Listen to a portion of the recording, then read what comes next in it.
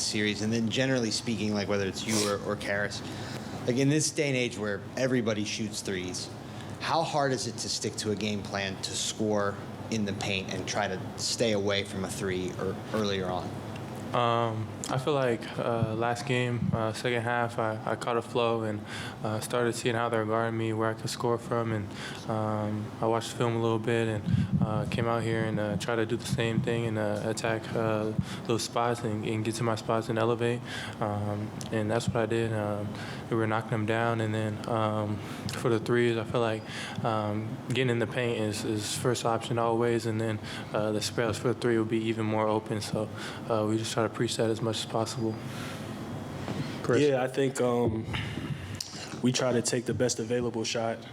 Sometimes it's, a paint shot. Sometimes a kick out three. I think Evan did a great job tonight of screening, mixing up his roles. He hit the three in the first half. It kind of opened everything up a little bit too. So it'll be important for us to, mix it up a little bit this series. Chris? For either one of you guys, it's been about a month since Boston has been held below the 100-point mark. It's the first time in the playoffs any team has done that to them. How did you guys do it? I feel like just keeping them off the three-point line, trying to close out hard. I feel like first game, some guys made some tough shots, and they were knocking down the three, and that gives them a scoring boost for sure. And I feel like this game we really focused on trying to close out hard and not let them get easy threes, and I feel like that really helped us. Is closing out hard, is that like out of the ordinary for your defensive principles? Was it a point of emphasis? Was it an adjustment schematically or anything like that? I think it was just an adjustment because Orlando was so different than Boston. And obviously we went 7 games with them. And then to go, I think, 48 hours after that game 7 to playing these guys who are totally different, I think that was kind of the biggest adjustment for us. But watching the film and kind of just getting into the series, I think just getting them off the three-point line obviously is going to be a huge point of emphasis. Why is it that you guys seem to follow your roughest losses or toughest stretches with your top level of play? I think we're a team who handles adversity really well. We know that, you're not going to play your best game every single game. It's how you bounce back from it. And I think we've been a team who've bounced back all season long. And we're excited to go back to Cleveland, get the series back at home. Donovan's talked about not getting too high or too low during a series. I'm sure the message after a 25-point loss was, do not get too low. How do you not get, or how do you remain even-keeled after this win? Like you said, we faced adversity all year, and even last playoffs. It's one game, so we were down, got beat by 20 points or more in last playoffs, and we still got past that series. So it's just one game. We just take it game by game and try to come out with wins. What's up, fellas? What did you guys see from Donovan tonight in the second half, and just how he was able to, go off at the end of the game? I told Don during the game, I think he did a great job of allowing everyone to get going early in the first half. And he did a great job of picking his spots in the second half and being the great player that he is. But I think that was all opened up with him sometimes just getting off the ball, letting it play second side, letting guys get downhill. And I think it just opened it up for him when he wanted to pick his spots and just be Donovan Mitchell. And it was huge for us tonight. Sorry. Yeah, just one quick follow-up. What makes Donovan so dangerous off the ball, being able to move up the ball and get open?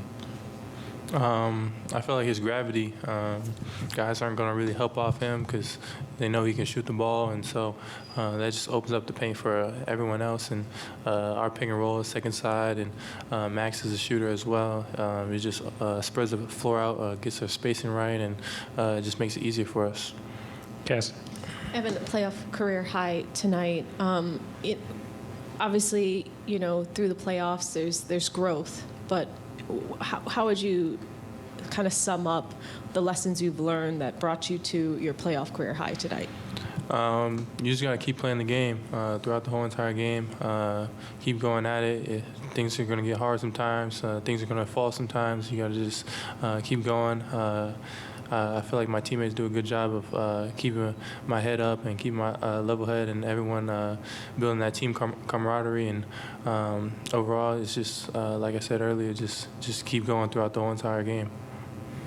Tim. Evan, Max just gave you a bunch of credit for helping get the team going after the slow start. Obviously, got off to a great start to get 10-12 in the first quarter, 15 in the first half. What allowed you to get off to that kind of hot start, and how did you feel the group kind of get going after you guys were down 9 early and called that timeout? Like I said, I feel like last game I caught a flow a little late in the game and saw how they were playing me, and I feel like this game they played me very similarly. So I was just attacking those spots and getting to my spots and shooting the shots I knew they were probably going to give me, and it was just knocking them down. So I was just trying to stay aggressive throughout the whole game. Joe G. Evan, you were 5 of 5 in the fourth quarter. You mentioned this a little bit earlier. You were 5 of 5 in the fourth quarter in game 1. How much what you saw in that fourth and your performance did you carry over into tonight? A lot of it.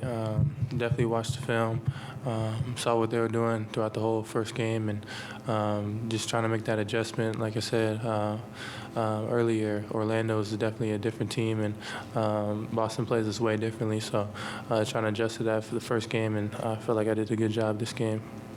And Caris, we heard you mention it on the way down here.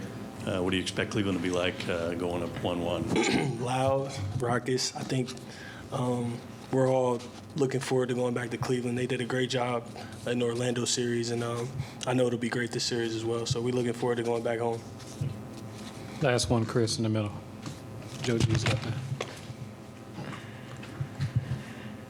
Caris, in the first game, you guys were 13 of 17 at the rim, and then you were 15 of 20 in the first half at the rim, and you had a great percentage by the end of the game.